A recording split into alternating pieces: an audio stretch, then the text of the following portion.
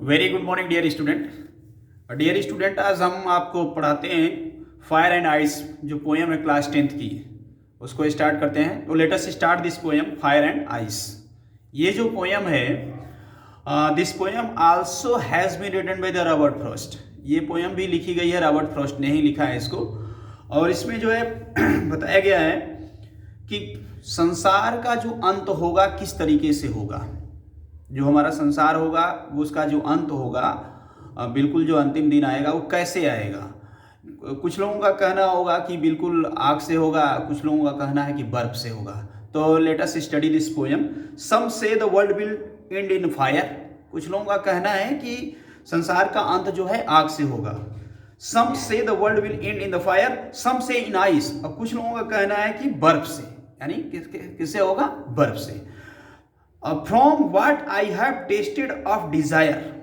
Tested of desire, जो हमने Dzire मतलब इच्छा, इसका एक तुलना की गई है। फायर की तुलना जो है डिजायर से की गई है। बहुत ज़्यादा महत्वाकांक्षी भी व्यक्ति हो जाता है, बहुत सोचने लगता है कि हमारे जीवन में बहुत कुछ सुविधाएं हो जाएं, तो वो भी उसके विनाश का कारण हो जाती हैं। तो ये इक्वेट्स किए हैं, तुलना किए हैं कि डिजायर और फायर की तुलना की है। तो from What I have wasted of desire, I hold with those who favor fire. मैं उनके साथ फेवर हूं, मैं उनका सपोर्ट करता हूं जो फायर कहते हैं कि फायर से जो है इस संसार का अंत होगा, मैं उनके साथ हूं। But if had perish twice, लेकिन अगर दो बार होना होगा, अगर संसार का अंत दो बार होगा, तो मैं उनके साथ भी हूं जो कहते हैं कि बर्फ से होगा। But it had perish twice, I think I know enough of hate. यहाँ जो है आइस की तुलना जो है हेट से किया गया है, यानी फायर की तुलना डिजायर से। अगर आप बहुत महत्वाकांक्षी हो जाते हैं सुख सुविधाओं के लिए, तो वो सुख सुविधाएं या आपके विनाश का कारण हो जाती हैं। और बहुत अगर आप नफरत करने लगते हैं किसी व्यक्ति से, किसी कौम से, किसी विशेष व्यक्ति से, किसी विशेष समुदाय से, तो भी वह विनाश का कारण हो जाता है। इस पोयम के माध्यम से यही समझाने की कोशिश की गई है माय डियर। रॉबर्ट फ्रॉस्ट ने यही कोशिश किया है। I think I know enough of it to say that destruction ice is also great. Destruction ice यानी कि आइस से भी अगर संसार का अंत होता है तो यह भी ग्रेट होगा। एंड होल वुड सफिश यानी कि पर्याप्त होगा, यानी कि संसार का अंत दोनों तरीके से हो सकता है। अगर फिजिकली हम देखें तो ग्लोबल वार्मिंग हो रही है, ग्लोबल वार्मिंग से जो है बिल्कुल टेम्परेचर बढ़ता जाएगा। जो अंटार्कटिका की जो बर्फ है वो पिघल करके पूरी तरह से पानी हो जाएगा, और पानी हो जाएगा तो धीरे धीरे जो सारे जो है प्लांट्स जो है खत्म हो जाएंगे और ऑक्सीजन मिलना बंद हो जाएगा। तो इस तरीके से ग्लोबल वार्मिंग के वजह से भी, यानी फायर के वजह से भी संसार का अंत हो जाएगा।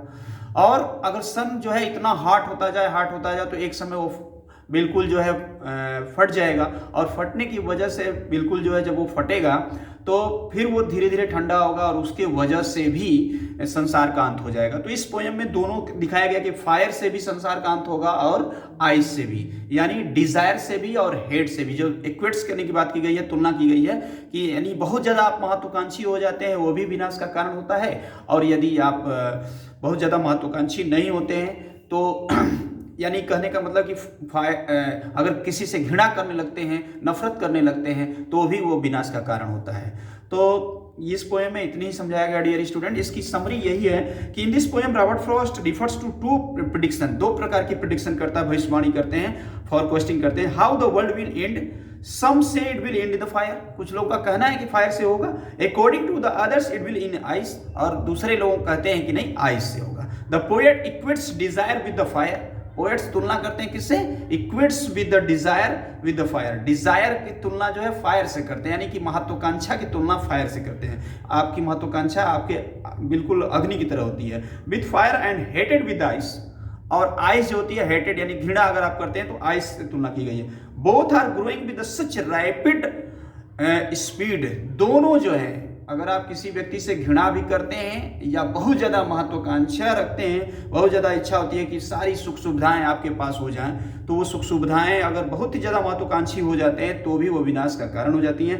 Rapid speed that the world will perish, world को दबा देती हैं। पेरिश मतलब दबाना। आइदर वे इन फायर और आइस, या तो फायर से या तो आइस से। तो फिजिकली भी देखेंगे तो भी संसार का अंत जो है बिल्कुल आग से होगा, या बर्फ ठंडे होने की वजह से भी हो जाएगा।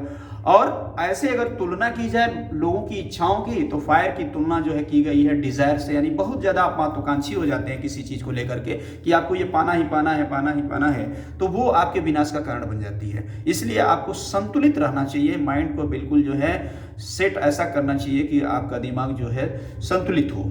तो this is enough for today, have a good day.